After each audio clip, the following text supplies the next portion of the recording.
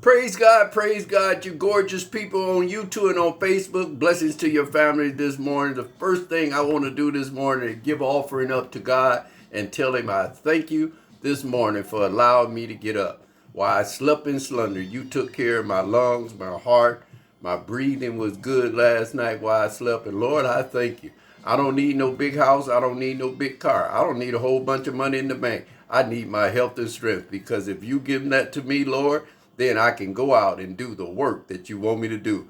If you prayed that prayer this morning, let's give a clap offering to the Lord this morning. I see you're not clapping your hands this morning because you may not be believing that God is really for you. He is for you because you got up this morning. And if you're watching me and you can see, that's a blessing. If you could, is that bacon cooking in there? If you can smell that bacon in there, you doing good. Did you have something to drink this morning? Excuse me.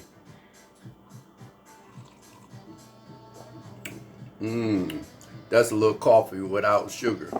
I just used a little honey to kill that sugar. We don't want no sugar in our spirit already this morning. Make me jittery this morning. So I put a little a little honey in there. That's so good. I almost can't stop drinking. I almost forgot what I was going to preach about this morning. My God. I want to look at Ezekiel chapter 13, verses 8. Ezekiel chapter 33, verse 8 in the Living Translation. I've been getting a lot of people on YouTube and Facebook that's wondering what pastor's job is. Well, pastor's job is no different than your job. We have to be good to people. We have to trust people. We have to be loyal to people, helpful to friendly people, courteous to people, kind to people, and obedient to people. I have to do that as a pastor. But my main job is making sure that I tell you the truth so the truth can set you free. And when I do that, then the blood is not allowed on my hands. And I want to let everybody out there that's saying, pastors need to be doing this. Pastors need to be getting together. Pastors just stealing all the money. Well, you cannot say all people is doing the same thing. I don't like no white people. You can't say that. All white people is not bad. You can't say, I don't like all black people. You can't say all black people is bad because that's not true. So then the Bible lets me know that you will be held accountable for who you judge. So what is you supposed to do? Work on yourself. Don't worry about what nobody else do. It says in the book of Matthew, you worried about people that got a little sawdust in their eye and you got a whole 2x4 in yours. So let's get off of talking about what pastors should do, what people in the church should be doing. You need to look at what you are doing. Let me say that again. You need to look at what you are doing. When I die, I won't be with you. Come on. And you won't be with me. So you have to face Jesus Christ by your own self. He's not going to say, I thank you for taking a look at everybody else's life, but yours was raggedy. Let me read this in your hearing so you guys don't look at me funny. It comes out of the book of Luke chapter 12, verse 15. It said, Then he said to them, Watch out, be on your guard against all kinds of greed. Life do not consist of an abundance of possessions. You judge people on what they have. They got a nice car, they doing good. Oh, they got a nice home, they doing good.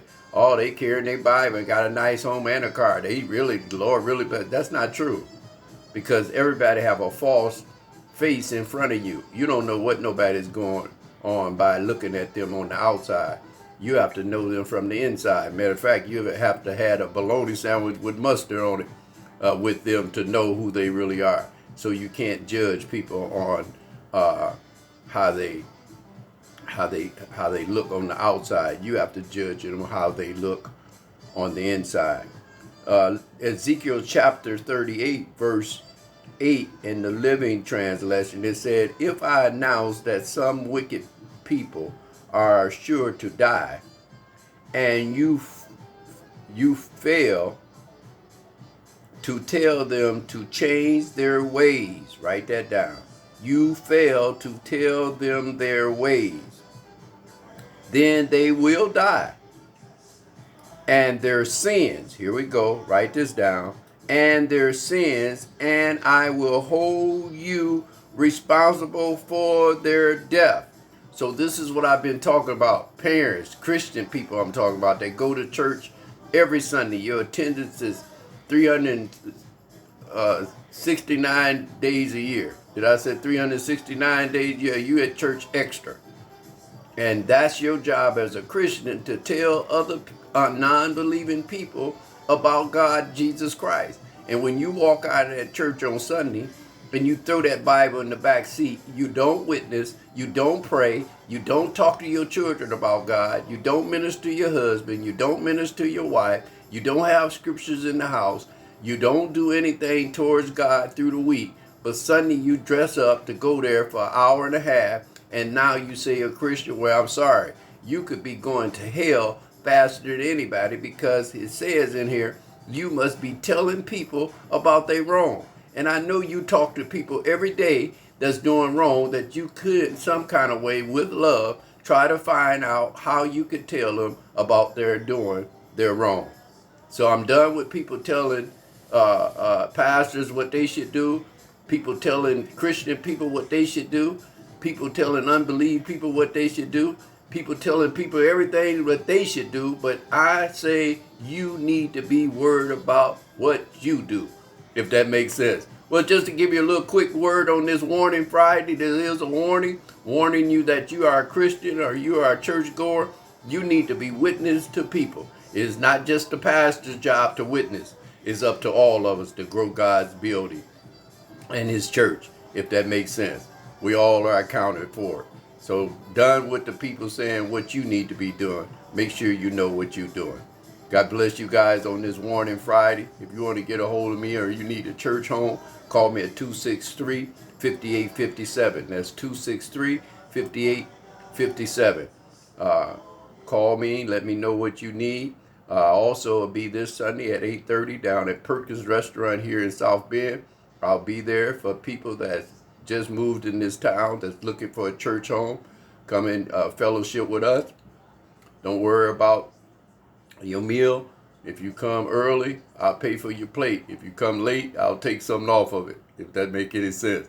I love you guys. Try to meet me there at 8:30 a.m. at Perkins Restaurant. If you need a church home, if you're new in this city, or if you've been here in this city and you just don't want to deal with the people here, come and check something out that you may not have seen, and that's love.